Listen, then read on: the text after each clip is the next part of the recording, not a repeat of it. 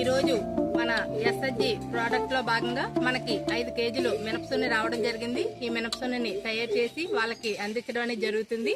ఈ ఆర్డర్ ని మేము వాళ్ళకి సప్లై చేయడం కోసం అని చెప్పేసి ఈరోజు మన యొక్క మినపసున్ని ఆర్డర్ మేరకు మనం అంతా కూడా ఇక్కడ తయారు చేయడం అనేది జరుగుతుంది.